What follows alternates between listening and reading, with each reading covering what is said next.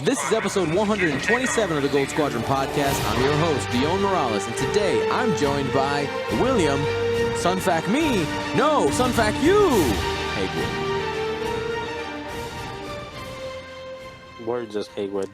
William is muted, and he's saying stuff, and he forgot that he muted himself. Oh, well, someone gave me a tractor token, and I was on a rock for a bit. Sorry.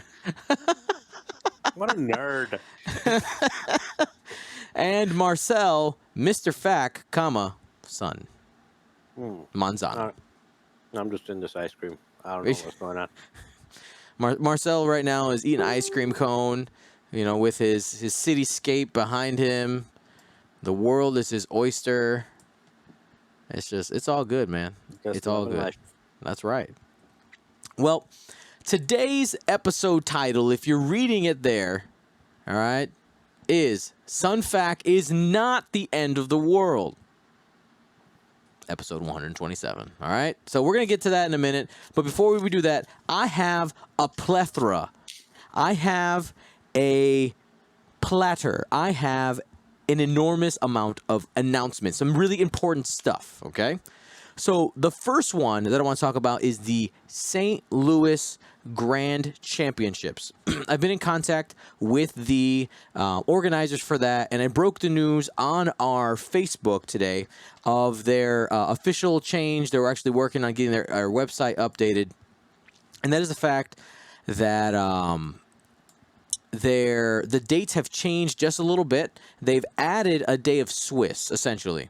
It's very similar now to the way the Nova Open is structured. There's going to be a day 1A, a day 1B, and then the top 32 cuts. So Friday, November 8th is day 1A. Saturday, November 9th is day 1B. So if you can't make Swiss on Friday, you can do Swiss on Saturday instead. They're going to take the top 16 from both days and have the top 32 cut on Sunday.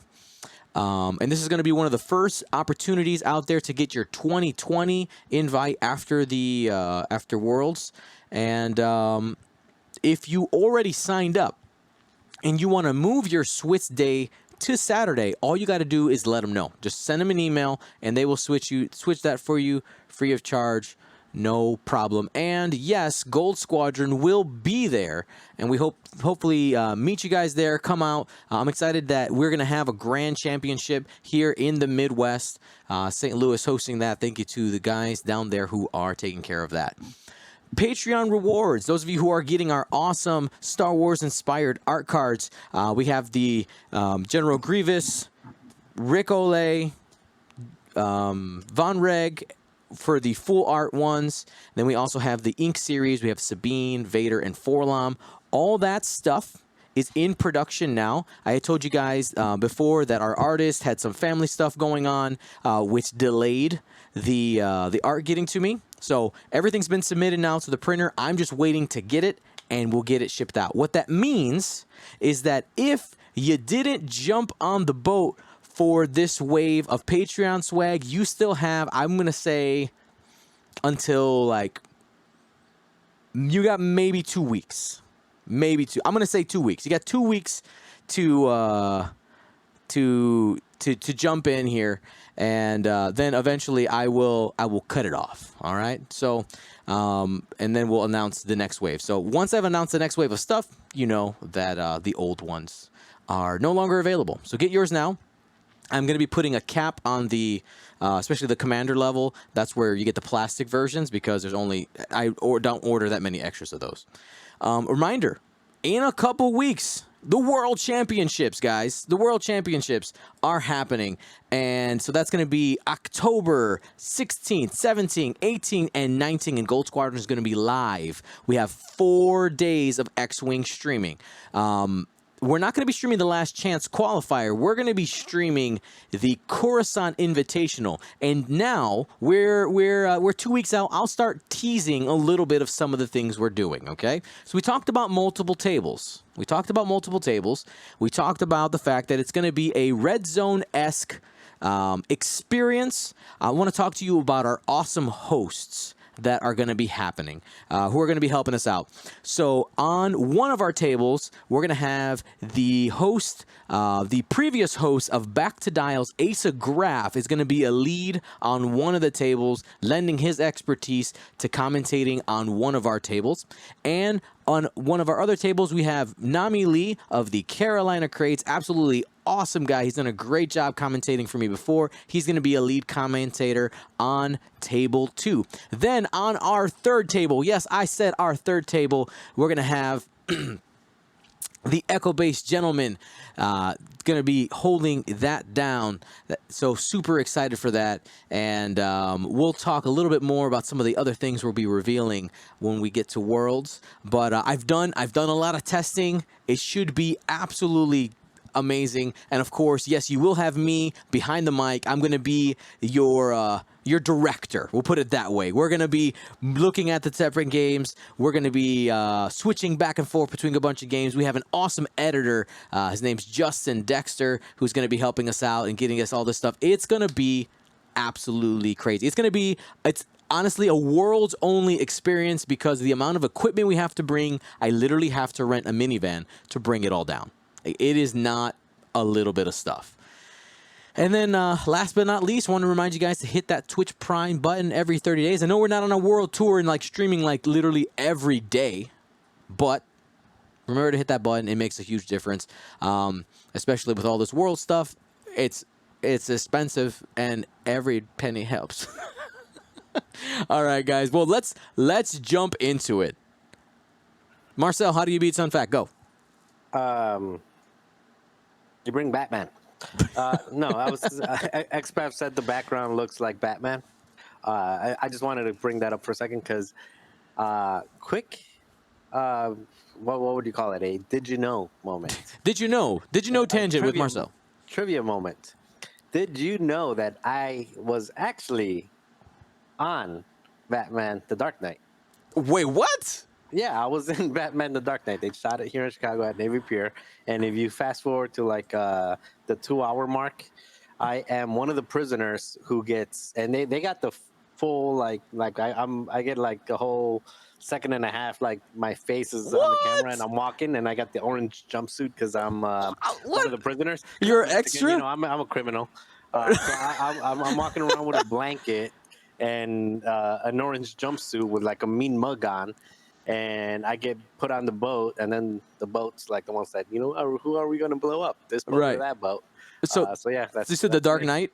Somebody needs to find screenshot and send me it on Facebook. Yeah, I mean, my face takes the entire screen. Like, let's go. I've watched that movie so many times. How haven't I seen that? Exactly at the 2-hour mark. If you were just watching the right. Somebody says I'm on it. All right, Mega Silver. Let's get that. All right. Let's get that. I got my phone right in front of me.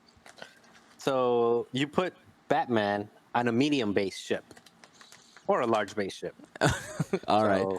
So we're gonna go down kind of something that I structured here. So first, I want to start by knowing your enemy.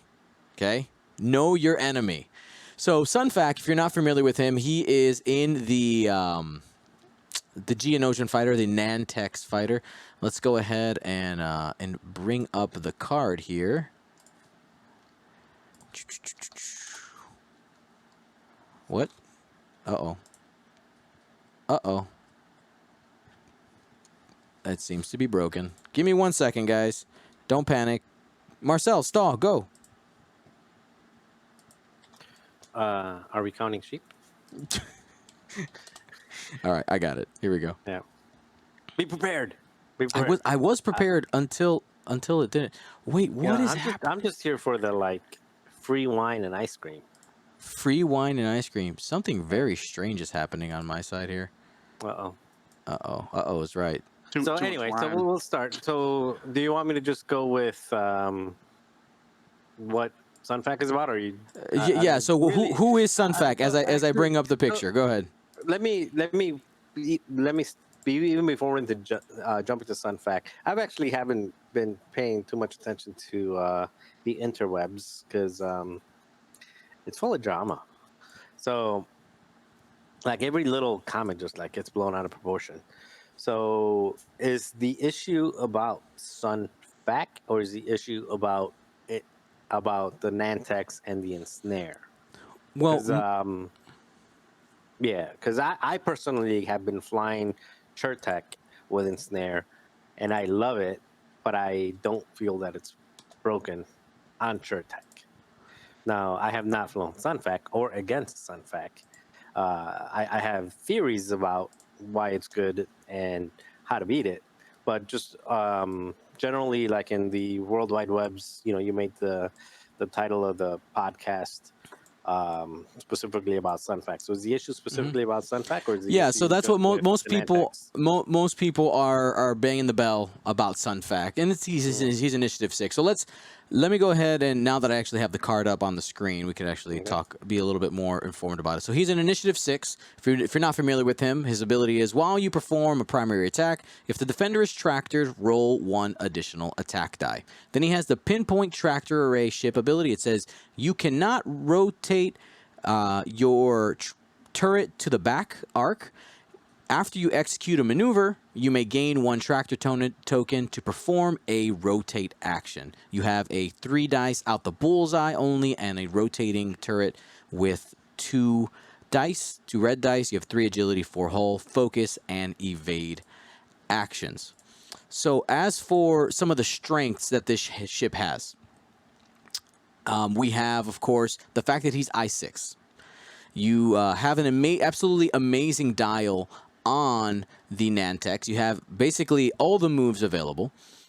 With Initiative 6, if you're not playing against another Nantex who's a Sunfac, you have perfect information when using the Ensnare elite talent, which we'll talk here in a little bit.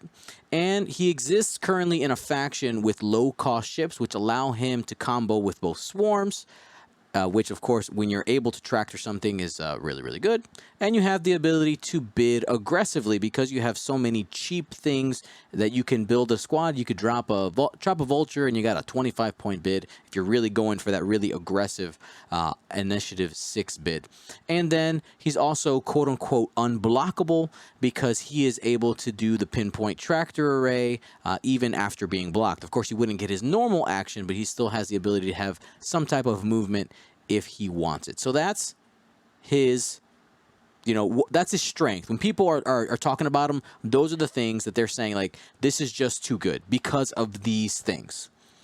Now let's go ahead and hit the weaknesses. Will, what are some of the weaknesses for Sunfac? Well, 4 health was a big one. You have to take the tractor beam to move your arc.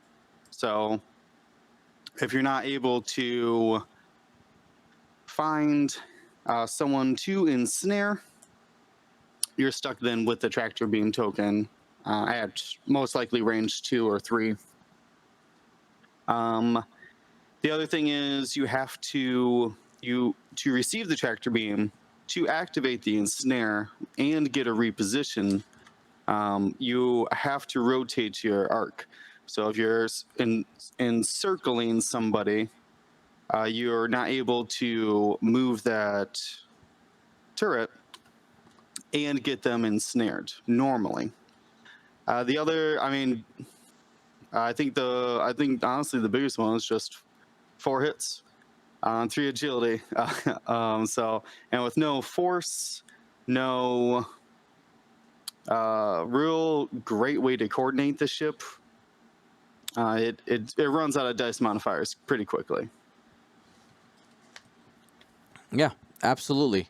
And let's start by talking about the low health, okay? Because essentially, one of the things when we're going down this list is the fact that people are so focused on the strengths of Sunfac and the Nantex that they're not talking about the counterplay, because there is counterplay. Counterplay does exist. Now, it might be a bad matchup for your list, okay?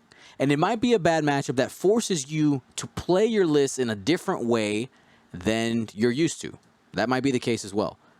But that's what the game is. But I know the thing that feels the worst is when people like to use the word agency, your decision making for your dial is affected, if you're a small base ship, your decision making in your dials are going to be affected because your final position can be affected by Sun Fac. You can be like, hey, I'm barrel rolling or boosting you. But I'm going to take another road here. I'm going to say that any matchup is going to affect the way you dial, the way the maneuvers you put on your dial, because you still have to make decisions. What happens now when you're facing against Sunfac or other Nantex is you have to think beyond what you're used to when you're playing against a ship that, what I'll say, moves normally. Right, you're going to have to approach a different way. You don't want to be landing in Sunfac, in range one with your Sunterfell. If you're feeding Sunterfell to Sunfac, you deserved to lose, right? I mean, I mean that in the most respectful way. But you have to find a way. There is a way to win. Yes, he has tech against you, but you can't expect to have the advantage in every matchup. This is definitely what I would call a pretty, not necessarily full hard counter, but a very strong counter to something like triple or double ace play. Somebody who's bringing double Jedi does not want to see Sunfac on the table. Almost definitely not. Yeah, it's bad. All right, so Marcel, earlier you were talking a little bit about, you said basically large and medium base ships is a possibility for an answer to Sunfac. Why is that? Well, I mean, the obvious answer, it's in fact, his ability relies a lot on, or his survivability, and just what makes him kind of broken is the ability to double reposition. He repositions himself, and then he repositions somebody else. Um, and the worst part is if he repositions an opponent.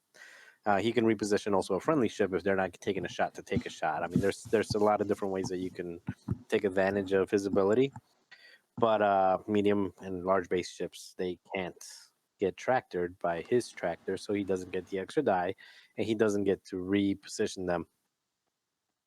Um, I mean, What are some medium and large bases that you think could be competitive right now that maybe we've seen lately?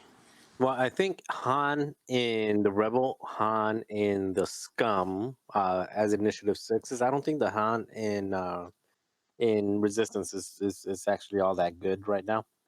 Just doesn't have an ability that does him any favors. The only thing that he has going for him is the 3 attack dice in the Initiative 6.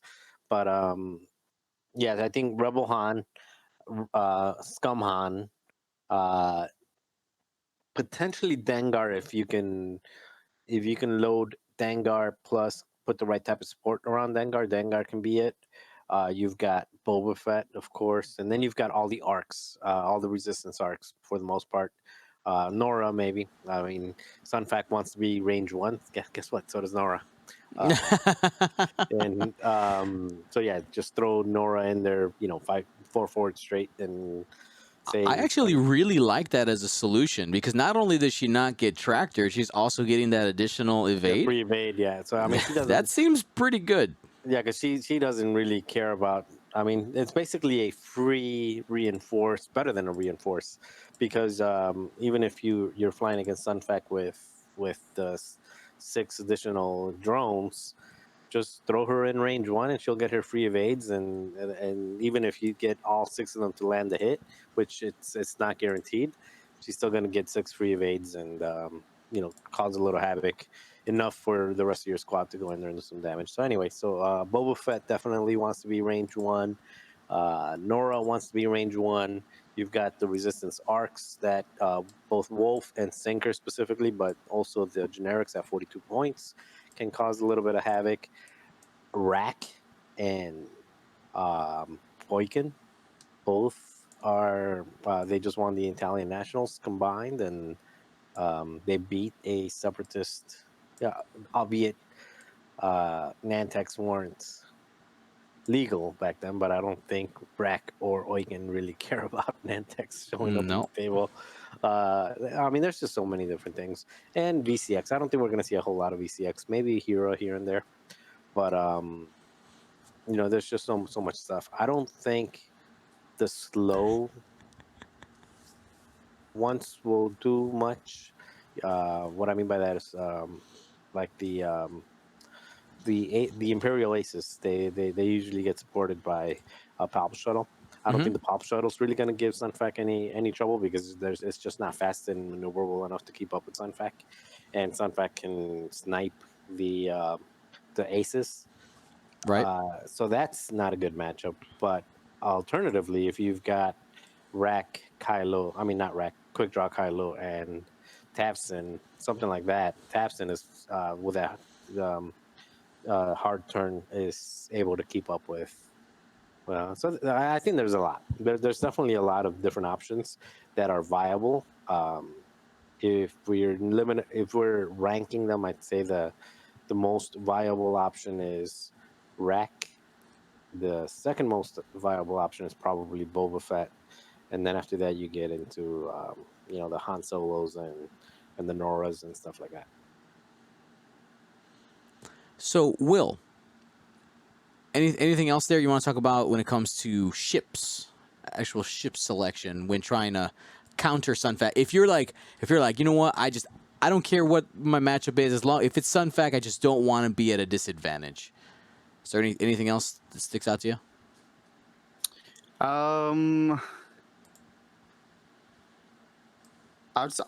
Pretty much anything with a turret, honestly, because you can get into that circle fight with them. Anything that's got like basically a rear arc, so like resistance A wings, maybe not. I don't know how like 5SFs would do, but they have a rear arc so they can like fly away from them at least. Well, yeah. So because they don't have any ship that maybe doesn't have to necessarily fly directly at another opponent in order to attack could be a possibility, right? So another option, while another low health ship, but something that could probably maybe give the Nantex some issue is the resistance A-wing, because it can move quickly. If it's taking range 2 and 3 shots with that back arc all game and just doing what it does, and just just pew pew pew pew, never actually commit. Sunfac don't want to deal with that. No Nantex wants to deal with that. So there's that. Of course, Nantex wants nothing to do with bombs or mines. Drop a proxy mine on a Nantex. They're gonna be sad. A proton bomb. They don't have any shields, right? That's straight to the hull. And of course, I want to talk about Ion. Ion really hurts these guys as well because of the way the wording has changed on Ion. They're not able to do the reposition. They're not able to get that tractor beam because they can't do any actions other than focus during their activation. And that's when pinpoint tractor array happens. So your Republic Y-Wings with ion cannon, or anybody who can carry an ion cannon, point that straight at Sunfac. He gonna have a bad day. Well, not straight at him. Going. Well, yeah. Pointed at it, out the side, and and let's talk a little bit about positioning, okay? So if you have a swarm of ships, I think, even though Sunfac is unblockable, I think you kind of need to approach that way, okay? Approach in a way where you basically you're going to feed him one ship, okay? You're going to feed him a ship, and you have your arc in multiple directions. You're looking for a range 2 engagement. Don't go range 1, because that's when aces and ace-type ships can get out of range 1 situations pretty quickly, because they have a lot more space to actually move in, where you're like, all right, I'm going to barrel roll and then boost here. You end up getting out pretty easily. But if you can make a kill box, you bring one forward, say, hey, you can have this one, but if you come after it, you're taking X amount of shots in. You want to make sure you have that, the net extremely wide. And then, we're talking about the ion cannons. It might be something where, again, it's not you have to make sure that you're approaching in a way where you're making kill boxes and you're forcing the Sunfac player to make choices. One mistake that I've seen in a couple recorded games and when people have talked to me about, like, oh, I'm having trouble with Sunfac, is they're basically feeding him one ship at a time with other ships not engaging. It's not going to work. It's not going to work. Any other thoughts there, development? Go for it. The table is open. The mic is yours. We forgot one. The quad jumper. Oh yeah. They can't reposition if they're already tractored. Oh, It's very interesting really when two Nantex try to ensnare each other, but they've already moved. So, is going back to last week's like ruling of you can only move the first time you're tractored. So, I mean, obviously we're talking about how to counter Nantex, so another Nantex isn't the best answer, but quad jumpers. I raised your Nantex with another. Or 3 or 4. But quad jumpers, we haven't seen them pretty much at all since we went up to 32 points. But I think there's a pretty sneaky way of maybe not stopping them, but certainly slowing them down. Because now they only got 2 agility, even if they do ensnare. Is there any other way to? Those are the only 2 ways to tractor beam, right? Huh. wait. I mean, well, you guys, you have tractor beam as well. Yeah, but that happens during attack. By that, you know. You're right. No, I do think track. You know that's a good alternative. And at 32 points, they're actually not that expensive. I mean, people went away from it just because so many other things came up. But well, that's a common reaction, though, right? Expensive. I mean, it went up like a pretty big percentage of its base cost. Yeah, it went up 4 points. I get it. It's not before it was undercosted. Now it's a little fair. Now it's a little. No, it is a little overcosted. I think 30 is a good number, but it's still not. Well, yeah, I mean you're paying 7 more points to trade in a Torrance dial and get a tractor beam array. Tractor beams are strong though. I mean, I'm not. I think that 7 more points over a turret sounds about right. Yeah. Yeah, 7 more points over a torrent. You get a tractor, and you get a better dial. A much better. Yeah, that sounds about right. So I think it's worth it. And if you want to go a little extra mile and put a cloaking device on it, it'll then it's a coordinating, not a coordinating. It's a tractoring machine that was going to take a long time to kill because now you're shooting a 4 agility ship. That's fair. I got another pretty hilarious hard counter to Nantex, and it's Forlom. Forlom's dirty against them. All right, let's go ahead. Let's bring us up some Forlom just so that we can show it off here. I'll bring up the card. Give me 2 seconds. Forlom meta, baby. Marcel, what were you doing with? Well, I'm talking about Forlom Pilot, but you can also do Forlom Crew and. Oh, you're talking static about discharge veins. Static discharge just to get the ions. I've actually been putting that on a lot of different things, even on Vassal. Just a couple of days ago, I put Han Solo with Kira trick shot autopilot drone because that's still an auto include.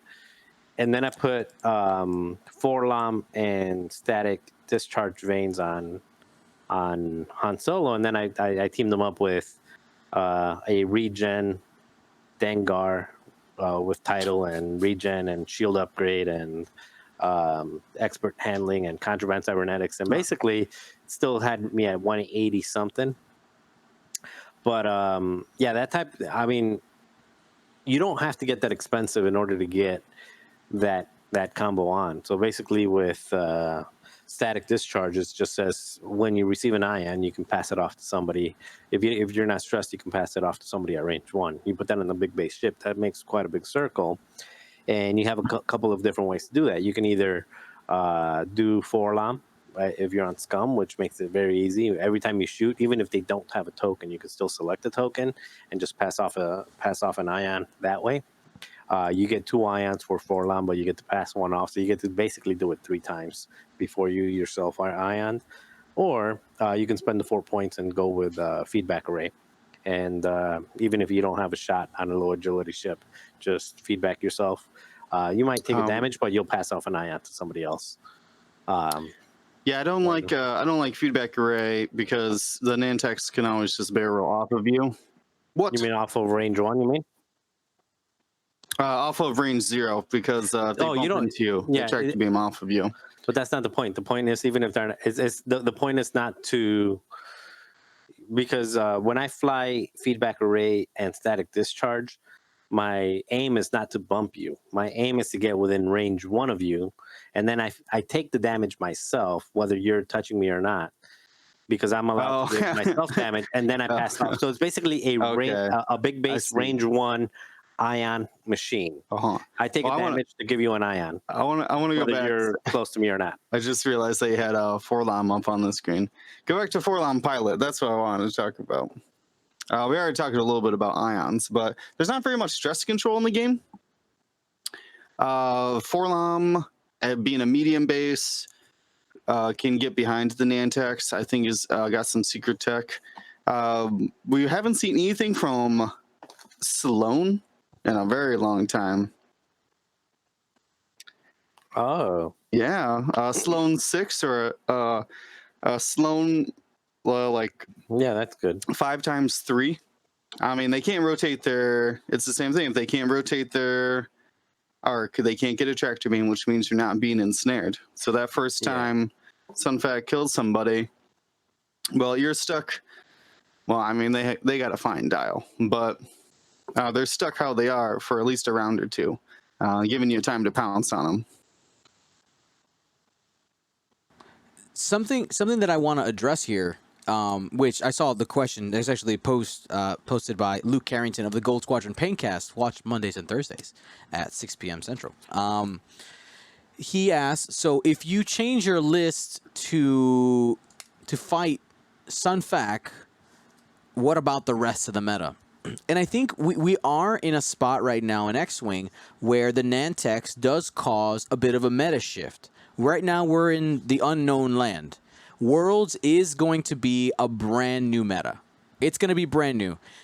FFG introduced a brand new wave in time for enough people to at least do some local testing and make some decisions. And one of 2 things are going to happen. Either people are going to say, you know what, I've been practicing this other list already, so I'm going to go ahead and just, keep the list that I've been playing. Or I'm going to try to take the world by surprise with this new stuff. Or you say, you know what, I'm going to try to take a step above you and try to have some type of counter to the, to the new tech. Or that's what X-Wing has always been, right? X-Wing has always been the, we have people making different list choices, and we don't know what the correct choice is. And the whole point of this discussion was to bring up the fact that there are answers to the thing that I see online. People are saying that the sky is falling over, and it just doesn't make any sense to me. Like I have literally seen posts. People are saying like, I can't stand Sunfag. I'm gonna quit the game because of Sunfag. I'm like, what? Why? Adapt. That's what this game is all about. Is adapting. You with the points changing, with so many different options in ships and upgrades in every faction, like there is an answer. You just have to find it, and it might not be the list that you want to play at the time, or maybe the list that you think you were gonna play for Worlds, and it might be affected. That might be a bad matchup for you. If you're a triple ace player, you probably look at Sunfac and say, I don't want to play against Sunfac in a Vulture Swarm. Okay, you probably look at that and say, I don't want this matchup. Matchups are part of the tournaments. Like that's part of the game. That is a part of the social contract. Okay, so all I want to say is the sky's not falling down. I love you guys. We're gonna be okay. Sorry, what were you gonna say, Marcel? Oh, that was a long time ago. What was I saying? Sorry, I had to finish. Yeah. You got your train of thought. Um, I think I was going to say that you were saying the or this or that or that Yeah. or this. My Options in or, list building. yes, my or is based on. I already commissioned Luke to paint my squad, so I'm kind So of you're yeah. stuck. So yeah, I'm stuck. Like I have to. Like same thing happened at Euros. Like Luke painted my squad. I'm like, okay, that's my squad. Now for Worlds, Luke's painting my squad, so that's my squad. So Luke determines what I fly. So that's the other. And I'm being facetious, but I'm not. I mean, that kind of goes in line with like you've been practicing with something, you played with something, you like something, something new comes up and it's a bad matchup. You just keep going with it. Marcel, Luke just said in the chat, if you want to swap, there's still time. No, Luke, He's I giving, want my bonsai. he's giving you the option. He's giving you the out. No, I don't want it out. I want my bonsai. All right. So before we move on to our list and question of the week, is there anything else that we need to mention or you guys want to talk about when it comes to Sunfac? Not about Sunfac, just about why is everybody ignoring the well, for starters, did we even talk about? I mean, we talked about Sunfac plus 6, but what are people going to find? I mean, what should be what should people be preparing for? What has done well? I mean, is it Sunfac with Sith infiltrators? I mean, is it Sunfac and Dooku? I mean, what's out there? What's happening? The one that I'm familiar with is Sunfac.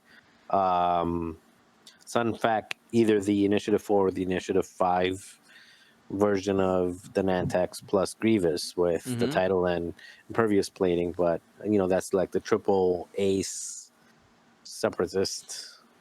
Yeah, so you're gonna there's a lot of what are people options actually with that. Yeah, so what should people expect to see? Well, I actually think pairing two Nantex together kind of takes away some of their flaws, especially like against medium bases and things like that. So I haven't personally flown it, but I've seen a lot of Chertek, Sunfac, and Maul. What you just said, the Sunfac, Brewer, and Grievous. You could do once you actually step away from Chertek, you're actually looking at all the Initiative 4 ones. You got they're Hive Guards? Yeah, I believe they're Hive Guards. Actually flown a couple times. I think Fun Bobby was flying it. Shout out to him if he was. But yeah, it's Chertek. Two, man, what are those? Oh no, they're not Hive Guards. The Arena Aces. So Chertek, 2 Arena Aces, and Grievous.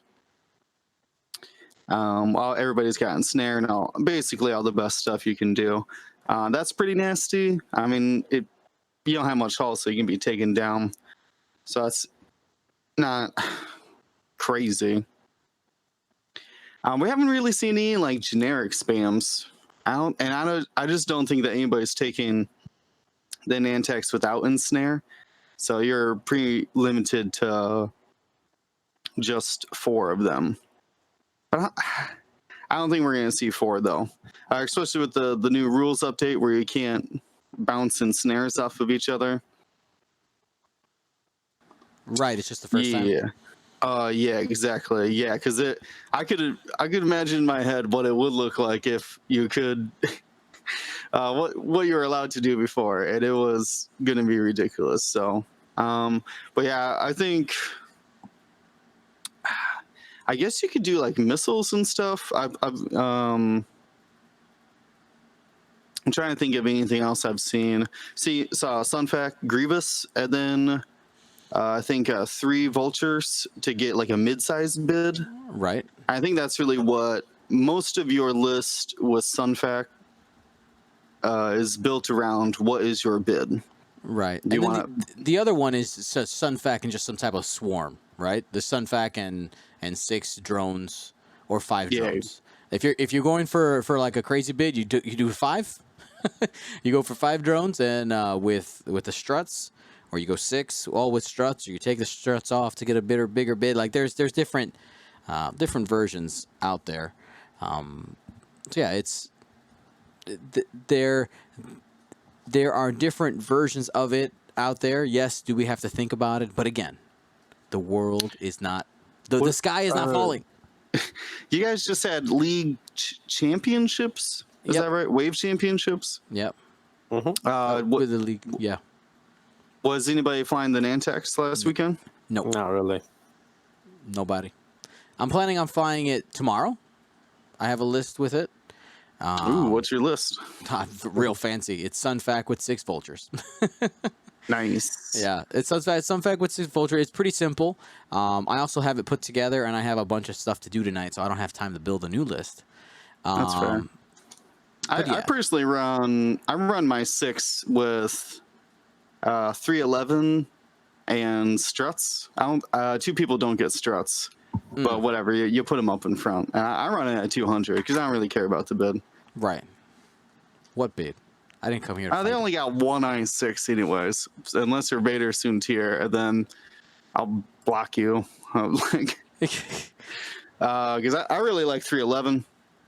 He's a weird ship, but he's just tiny Mandarin, and man, he does so much. Be very surprised when you block Sunfac and then throw him a calculate. How helpful that could be. That's like 1 damage you're saving right there from a little droid friend. Roger, baby. All right, well, that ends our discussion on the fact that Sunfac is not invincible. The sky is not falling. Is he good? Yes. Is the Nantex good? Yes. Should you think about it in your list building? Sure. But you should also think about all the other things that are good in X-Wing, like Jedi with regen. Like don't think about that. That's not that good. I think Sunfac proved that Jedi with regen are bad now, so don't fly it. Bad idea. That's a facetious statement by the Marcel Manzano. But yeah, there's lots of archetypes that are still viable in X-Wing. If Sunfac affects your list personally, you have 2 decisions. You have 1 of 2 decisions to make. Either you pray to the matchup gods, or you have a plan, and you come out of that game with some MOV and a chance to win. Okay, let's make a quick prediction before we jump on. Oh, hot takes! Hot takes! What wave are we at?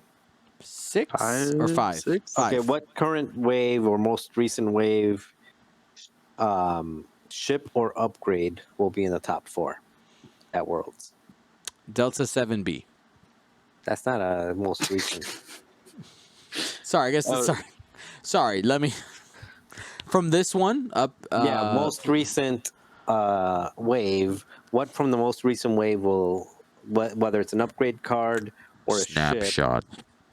You think there's going to be a snapshot in top 4? Snapshot. Okay. I think that is the one of the best cards that a lot of people are not talking about. Oh, I'm playing that on Vassal only because I don't have that many Right. of the ships. It's expensive. Yeah. So that's my Vassal list. Snapshot is my Vassal list. Yeah. So how about you, Will? What do you think from wave 11 or whatever we're on?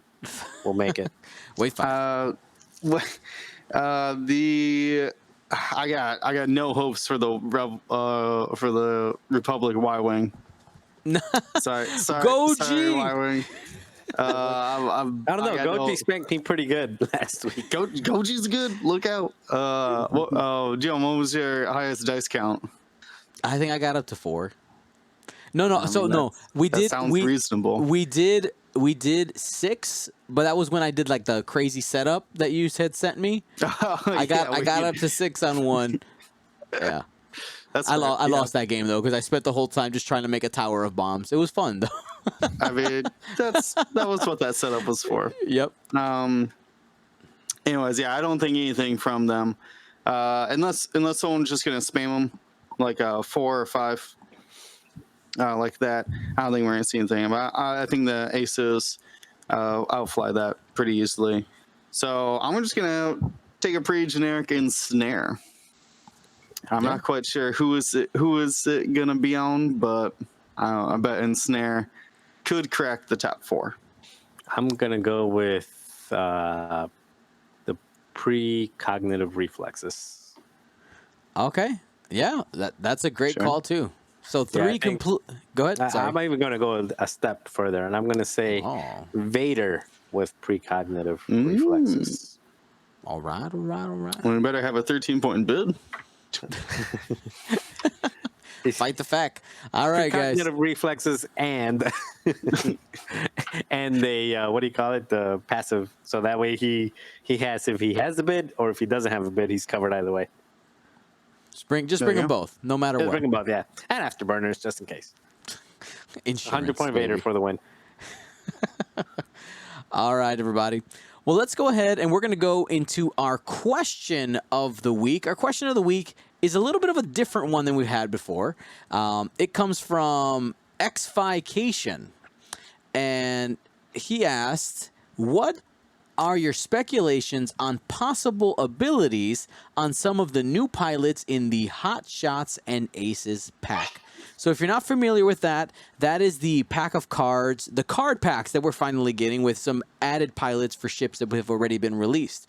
We do know some of the abilities for some of the pilots already, but we don't know all of them. So what I thought would be fun to do is I pulled out 2 of the pilots that we're going to be having here that already have crew cards. And what I want us to ask is, 1, do we think their crew ability would be a good ability for a pilot? Or / what ability could we kind of create off the top of our mind that's maybe similar to what is on their crew card? Or I guess if you want to go crazy, you can do something completely different. So one of the pilots we're getting for the Empire is Fifth Brother.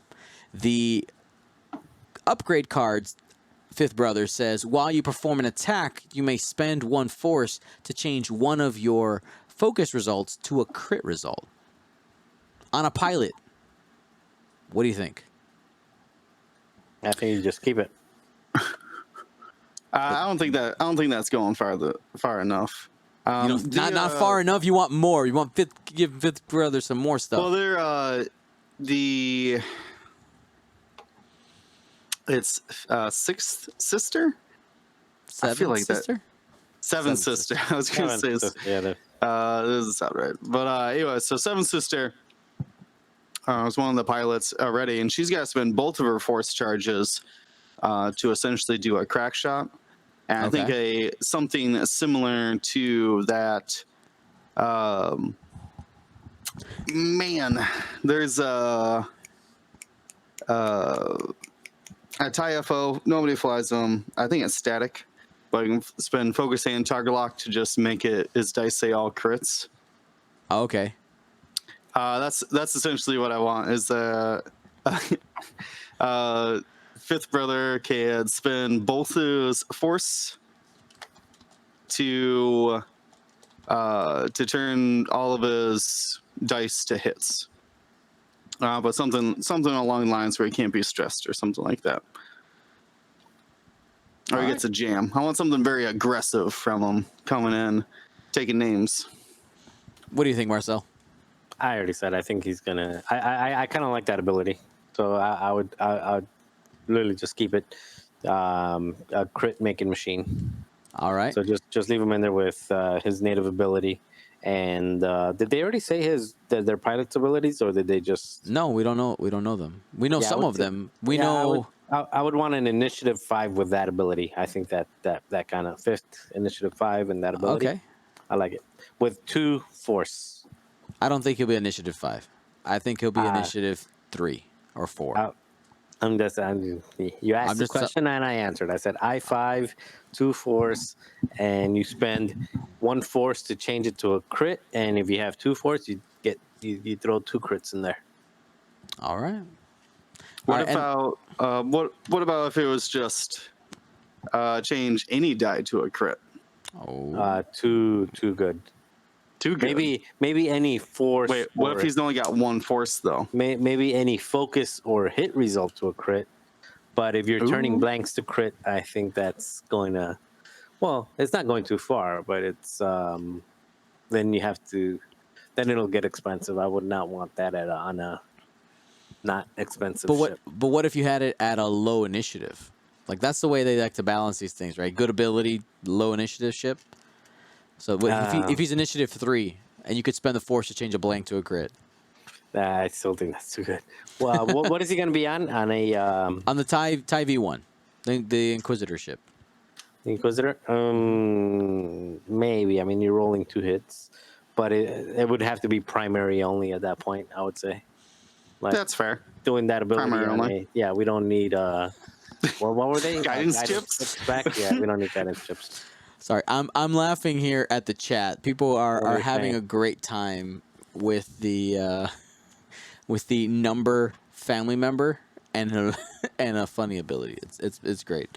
The fourth ex-wife takes half your points. That's I don't know. I feel like a cat here. I'm playing with this string and this thing, and it's kind of fun. Somebody will take a screenshot of that. All right. Anyway, the next pilot I want to talk about, the second one we'll talk about here, for the First Order, Captain Phasma in the TIE SF. She's coming out in the TIE SF. Her current crew card ability is at the end of the engagement phase, each enemy ship at range 0 to 1 that is not stressed gains 1 stress token. Do we think that this ability would have more, less, or the same value on a pilot? I think it would have way more value on a pilot. I guess on a TIE SF. Yeah, on a TIE SF. Yeah, that would have way more value because, we're talking. Another card that we did not talk about and nobody mentioned as far as making it to the top 4 is that jamming one. So this kind of does the jamming beam. No, that jamming one where the astromech where you. Oh, chopper. Yeah, you lose a couple. You use up a couple of aids, and then all of a sudden you're just a rolling jam. This would be a rolling stress. I think that would be a little bit too good. I do think that something with, I don't know. I think Captain Phasma has the potential to really take on something completely new. Like at the start of combat, or at the start of a phase, whether it's at the start of the system phase, at the start of combat, at the start of activation, if somebody is in your arc at range 1, 0 to 1, do X, Y, Z. I think Captain, maybe Tractor or something, or choose whether you want a Tractor or Ion or something. So thematic, low initiative. Can I talk about her thematically here a little bit? So Are you going into the book? Yes. Thematically, we see her in a TIE SF when she chases down another First Order person, and it's the person who sees her. The person who sees her leave the control room after taking down Starkiller base shields. So I wonder if and somebody brought up a great point in the chat. Like, are there actually any upgrade cards that match the pilot cards? Off the top of my head, I think most of them don't. But I was just like, how do we have this discussion? We have to have a baseline. But if we're looking thematically, that could maybe something to do with chasing somebody down. Maybe like if you are. I guess it's kind of similar to Grievous, but like if you're in the enemy's back arc, you get some type of bonus. What about if you shoot them and you're not in their arc? They get a stress. Oh. Dirty. R2, A2. Now you really got to face their head on. Yeah. You may take a stress to give a stress if you're shooting out of arc. No, exactly. If you're like outmaneuvering somebody. Yeah, you may take a stress to give a stress out of arc. Yep. Or even if it says not out of arc, just out of front arc. I will say, whatever her ability is, I want to see Phasma be high initiative. Because in the books, she's such a cool character, and we see very little of her in the movies. And if you haven't read the Captain Phasma book, and you want to see a cool Captain Phasma, read that book. She is savage. Absolutely savage. All right. List of the week. Our list of the week comes to us from our Discord as well as our question of the week. If you want to submit stuff, join our Discord, !Discord. You can click the invite there. Join. We have lots of different rooms where we talk about everything from lists to different factions. We have our question of the week, list of the week, all the things. So here we go. This one comes from, if I'm remembering off the top of my head, I think it's Jude Allen. Let me just take a double check here on our yes, Jude Allen is the winner chicken dinner. Let's go ahead and transition here. So our list this week is a Rebel list, and it has Hera in the VCX 100 with Neon Nub, Shield Upgrade, Collision Detector, and the Ghost upgrade title. Dutch Vander in the BTLA-4 Y-Wing with just an ion turret, and Wedge Antilles in the T-65 with S-foils and proton torpedoes. We have no escape crafts that we can put in this list, so we can't start there, unfortunately, Marcel. Who wants to go first? William. Okay. We actually saw something. We was at Adepticon. You caught a game of a list very similar to this. I believe it was the same Hera Dutch Wedge. And it is a nasty combination. Getting easy double modifiers on Hera and the extra utility. First thing I'm dropping though. Well, see. Yeah, first thing I'm dropping is the proton torpedo. I don't think it's worth it on Wedge. That's my opinion. And I think I'm right, or am I wrong? You're right I don't think Dutch is a coordinating ship. You're right without a coordinating ship.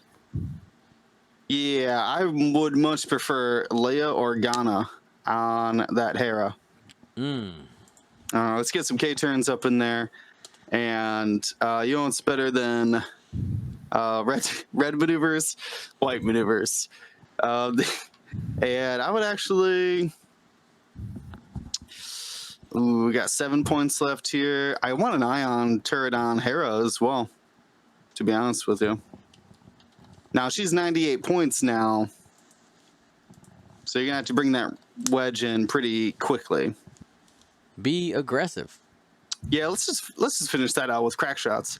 So, crack shot, ion cannon, turret, collision detector, 9 nub, Leia Organa, shield upgrade, Dutch Vander with an ion cannon turret, and Wedge Antilles with crack shot.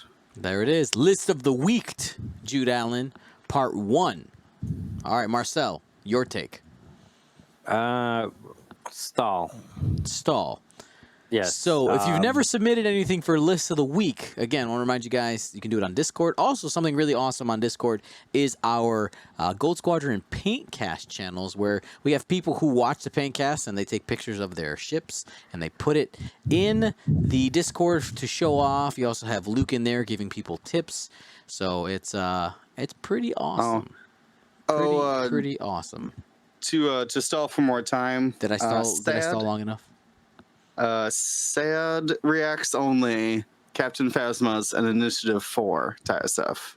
She's Initiative 4 confirmed. I mean, according to their article. Oh, so sad. Oh, rip. Oh, I'm so disappointed. She's so cool, man. If you read the book, man, you would understand my pain. well, hey, maybe that means that she's gonna get a better ability then, because she's only I4. That's true. I just want her to be like an ace. I want to see, like, man.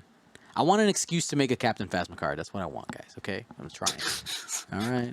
Anyway, because I have really cool ideas. Because I would use a scene from the book where this really cool things happens, but I can't.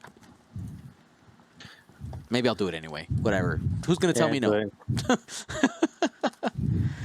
right. I was trying to come up with something a little bit different. So I did. So, all right. So Ready. you got it up right now? Yep. All right, got it. Cool. So I tried very hard not to take any ships out of it. And failed? No, I'm doing that. I'm keeping it in. Okay. But so I'm basically changing what you want to do and adding a little bit of fun to it, and also a little bit of effectiveness. So I'm taking how much is Leia? 6 points, right? Well, Mhm. Yep, so 6 months. I'm going to disagree with you in this particular case that Leia is the best option for Hera. I will go with Cassian Andor because Cassian Andor is basically a range 1 to 2 sense with the ability to know where that initiative 6 or where the initiative 5 with a bid is going. So that lets you take a full advantage of Hero's ability, and if you dialed in a red maneuver, you can use Cassian's ability to change that to any maneuver without taking a stress. So Well, you've if you guess incorrectly. so no, so I've actually played around with Cassian a lot, and Mhm. Cassian's ability basically, he is. I'm surprised more people don't use him. I mean, I would love to use him more. I just don't fly that many rebels without, I flew the list that I was flying, but I don't fly that many rebels. But I think people don't use Cassian properly. Hold on, let It's a great me ship read because basically what you do. No, I'm Okay. not interrupting you. I'm Yeah, just yeah. reading the card for a second. Yeah. During the system phase, you may choose one enemy ship at range 1 to 2 and guess aloud a bearing and speed. So, Marcel, your jump master is going to do a 3 sloop. Yep. Then look at that ship's dial. If the chosen ship's bearing and speed match your guess, you may set your dial to another maneuver. So what is the guessing strategy of it? So basically what you're doing is this is a fail-safe card. And that's what it should be. I mean, yeah, you can use it to predict. I mean, you can use it to as informant, the informant agent or informant, whatever that's called now. It's 5 points, and you can only pick it on one ship, and you can only look at one ship style. This one you can look at anyone's style. But the way that you use it is you set your dial, right? So you say you're doing a 2 bank to the left. You know what the opponent's move will block your 2 bank. So you set the 2 bank and you say, I guess out loud that you're going to block my 2 bank. And if they say, nope, I'm going the other way, then you say, oh, whoop-de-doo. Oh no, I got it wrong. I'm safe. I got it wrong. Oh my God. I end up being where I want to be. Or, oh my God, you're going to block me. Now I get to change my dial. So that's basically Cassian Andor. Cassian Andor is a fail-safe for making sure that you're not getting blocked. So it says if you did a 5K and you're saying like, oh man, his 3 bank and boost is the only way he blocked my 5K, then you say, well, I'm guessing you're going to do a 3 bank left. And if he's got it, then now you're going to change it to a 1 forward. So that's Cassian Andor. So that gives Hera with her ability to change all of the dials just so much different flexibility, and it also gives Wedge the ability to prepare and know if he's going to have to, especially if you lost a bit against somebody like a Anakin or Vader Sunter or something like that. So it gives you a lot of flexibility, and I love Cassian Andor. I'm surprised more people don't use them. So anyway, I'm gonna get off that high horse for a second.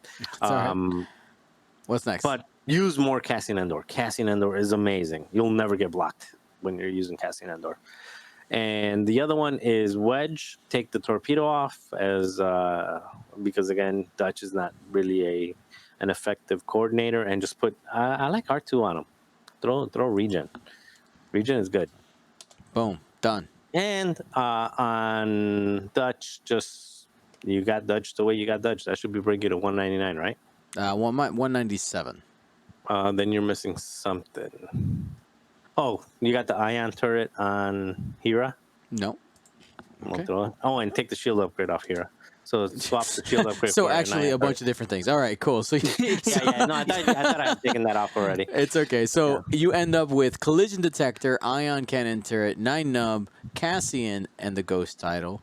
Dutch with just ion turret, and then Wedge with R2 astromech and S foils at 199. Yeah, and people, use Cassian. You're not going to be disappointed. Or your money back. No, All right. Well, no refunds. Jude Allen, there is your couple of different options for that list. Hopefully you enjoy that. And we're going to go into our last segment of today. And it's a segment we haven't done in a really, really long time. Really long time. It's look into the archives. Do you remember the archives, guys? It wasn't that like what's his name? Alex. Yeah. Yeah. So long ago. So, look into the archives if you're not familiar with it. This is when we talk a little bit about or bring up a story about a pilot in the game who's maybe not as well known, or maybe well known, but we just talk a little bit about the lore when it comes to them in Star Wars. Where do they come from? Do we know why they're a good pilot? Does their ability make sense? Just kind of having that discussion. And since we talked a little bit earlier about the Hot Shot and Aces pack, I wanted to bring up Gina Moonsong. She's going to be one of the B-Wings new pilots that are in that pack. And Gina Moonsong is actually she's a female human pilot. She used to be a smuggler, ends up joining the rebellion later on. But what she's most famous for in her story is the fact that she actually chose to disobey a direct order in order to, with her and a couple of her other squad mates who are part of Blade Squadron, to go and destroy the Imperial class Star Destroyer Devastator. And just a little tidbit, she actually was in a secret relationship with Lieutenant Braylon Strom. So that's Gina Moonsong, the B-Wing pilot coming to Hot Shot and Aces, and you could be able to put her on the table. Her story actually was in Star Wars Magazine, where we see her for the first time. So that's our archive section, guys. We're done for today. I want to thank you guys so much for joining us. Any shout outs before we get out of here? William, you go first. I want to give a shout out to anybody going to the Springfield hyperspace trial. Do you guys know about this? What? When is that? I'm going. Oh, my. I think it's the weekend right before Worlds. Yeah, I'm it's double next checking week. right now. No, 2 weeks from now. Yeah, so the weekend right before Worlds. Mm-hmm. So not this weekend, the next weekend. This is at Titan Games in Springfield. I want to go down there, but I want to stay overnight. Okay. Marcel, you normally make day trips, don't you? Yeah, I got a Airbnb. All right. Well, I want to head down there. Titan Games. Last time we went down to, what was it, Bloomington? I had a great time in Central Illinois, so I'm excited to head down. It's gonna be the last. I think the last event. Yeah, I mean, definitely the last event before Worlds. It's a couple days before Worlds. Yeah, it's like 3 days before we take off for Minnesota. So I think that's going to be an interesting snapshot, last minute test of the meta, and yeah, make it down. I mean, if we need a place to stay, I'm sure we can ask people around. See who's... Should I go to that event? I mean, do you like X-Wing? Yeah, I mean, I love X-Wing. You know that. Coming down on Friday night. I guess my. Yeah, because I think they have I think it is a 2-day, by the way. They have a Friday and a Saturday, but I'm going down there for playing on Saturday. All right, so it's Saturday cut on Sunday. Is that what it is? Yeah. They got a Friday. They got a Friday heat as well. All right. Well, I might. We'll see. I gotta talk. I gotta see. I'm literally have my schedule here. I think it depends on how prepared I am for Worlds, with all the stuff. I think that's really what it's going to come down to. That's fair. I mean, it would be some practice for Worlds. Practice for what? I'm not practicing for Worlds. Are you like for I mean, streaming? I'm not bringing. yeah, for Are you streaming. kidding? I'm not bringing down this minivan worth of stuff. Oh my that's fine. god, triggered. Just pretend like you got 6 streams going all at once. And you gotta Just manage pretend. it. Move my hands around. I just punch my computer. I don't know. It'll be fun. I haven't been down there yet, so I'm excited to see what it's all about. All right. I assume they're expecting some good numbers if they got 2 heats, or maybe they just have a small play space. I'm not quite sure. Well, I mean, you figure there's going to be at least everyone in the area will want to get a last run in before Worlds. Oh wait, they're doing 2 heats for their 2 like, heats. There's Really? a Friday round 1, 10 a.m., Saturday round 1, 10 a.m., and Sunday cut. Tarhoran is in the chat. It says he's the judge for the event. Ask anything. How many spots do you have for each Swiss day? Yep. I mean, there's That's my question. on Facebook, there's not an extreme amount of people looking to attend, but I mean, that's just a small portion size. Right. Well, anyway, as we get that sorted out, just want to remind you guys, we do have some events coming up here when it comes to streaming, because that's what we do. Okay, we have the World Championships. You missed my shoutouts. Oh, I'm sorry. You don't seem focused, so I skipped you. Really, that sounds like Look like a at cop-out. look for people watching at home, right? We're here communicating with you, and he's sitting on his phone. I was talking about what we're doing with day 1, day 2. I told them about I can get them a place to stay. Like I'm totally engaged in this pool game. I mean, in this podcast, and no. So I actually do have something to say.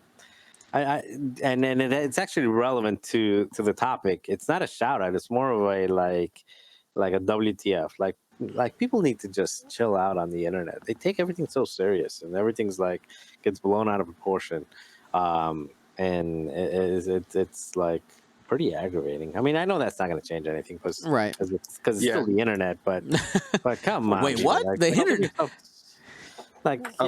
Give it a Public, rest. Yeah, it's just what like else, though? I really, I mean, I love I love Ryan, I love D and all that, but I'm giving myself like a sabbatical from their page, because I mean, just like give everything a break. And it's not them, it's just like that page has for some reason become like the epicenter of people whining, complaining, or Right. whining, complaining about people whining, complaining, or making fun of whining, complaining about the people that are whining, complaining about the people that have. It's because I think it's just like a. did the crates not have a Facebook page? Well, anymore for all that's that exactly shenanigans? what I was gonna say. The reason why I think it's happening there is because people can't figure out which page is the crate page, because the name keeps getting changed to absolutely ridiculous things. That's the reason why. Okay, so they can't find a crate page. So they're like, I'll just post it here. Okay, Yeah, but we gotta be. And I like the crates too. I mean, and I get the persona, and like I said, Travis is a friend, Chris is a friend. Like they're all friends, but I'm just getting personally like it's like, oh, come on, just. I've resorted to only stop. replying in memes. Yeah, like stop making like everything be life and death, and like, oh my god, such and such said such and such, and dude, you're a 40-year-old man saying that. Just like, dude, stop. All right. Well, fair points. I like it. All right. Well. What I was finishing here with was want to remind you guys our upcoming events. We have, of course, we're going to be streaming the World Championships, 4 days of streaming action happening there.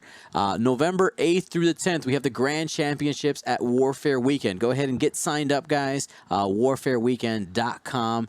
Hang out with us there at our Midwest Grand Championship. I want to see that place sold out so that we can make sure that we continue to get a Grand Championship, that level, national level, close here to the Midwest. Then we're also going to be actually in Iowa for the Turkey Shootout. It's a different type of event. It's a Toys for Tots fundraiser event. You enter by bringing a toy, and I'm working with Brad. I'm going to be sending him a message because I got an idea. We're gonna raise some money for some toys through the stream that day, and I got an idea. You'll see when we get there. That's happening November 23rd. If you can make it, come on out. Now I know that sounds like that might be Thanksgiving weekend. It's not. Thanksgiving weekend is the week after that. Then, of course, we jump to December 7th, and that's PAX Unplugged. That's the beginning of the System Open series already. I can't say that I'm officially going to be there, but I'm working it out. Right now, I'm in talks to get that all figured out. I should be there, guys. I should be there. So the System Open series starts up again here. December 7th is going to be hosted by Yeti Gaming. If you guys, we did talk about that earlier. The Cascade Games is no longer doing the System Open series, so going to be working with Yeti Gaming. And then the weekend after that, December 14th, is the Crossroads Classic. They've done an absolutely amazing. It's a regional size type event. Absolutely amazing. We're going to be streaming that. That has been actually got confirmed today. December 12th, so go ahead, check that out. You can actually, I think, get registered already on the Family Times Games website, or you can find more information on the Facebook. And then I think the next event that I actually have on my list is January 25th. That's the Fly Better Grand Championship at the Las Vegas Open. Again, that's January 25th weekend, that weekend. So I'm confirmed for that. We'll be there streaming. And if you want to talk to me about any date that's not there for an event that you'd like to see me at, hit me up. We'll see what we can do. If it's something that works with my schedule and it seems good for the community, we can make it happen. Thank you guys for watching. Remember to hit that subscribe button on YouTube. We actually just got above 9,000. All right, we just got above 9,000 subscribers on YouTube, which is absolutely awesome. Remember to hit that follow button on Twitch, hit the notifications, all the things. And one thing that I'm working on right now is a video about the ability queue. I missaid something on the last cast. I said something wrong, and I want to correct myself. I'm going to say that I got something wrong with the ability queue, erase what I said, and I'm going to be giving an update / a full tutorial, an X-Wing medium tip, not quick tip, okay, to explain that. All right, everybody. Well, thank you so much. If there's anything you need, always reach out to us. We got your back. Thanks for listening and watching.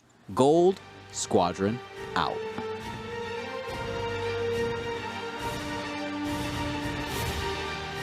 Somebody said sign off in a Batman voice. Batman. So is it like I'll be back? No, it'd be like What? It would Is be that Batman? No, that's Arnold Schwarzenegger. Arnold could be Batman. No. It would be like Arnold would I'm make a good Batman. Gold Squadron out. Like that. That'd be it. Gold Squadron. I'm Gold Squadron. I'm Gold Squadron. Sign up for the Patreon. Patreon.com/Gold Squadron. Get your swag. Batman out. All right, we're That's cutting a off. horrible Batman. What do you mean? That's a great Batman. That's a Christian Bale. That's a Christian Bale Batman. Right? He has that like, right? Am I not right? Come on. Post show Batman impressions. Go, Will. Right. Marcel, why do you not still have that mustache? I need your mustache. Tell me where the mustache is. You were running out of breath. I know, I'm sorry.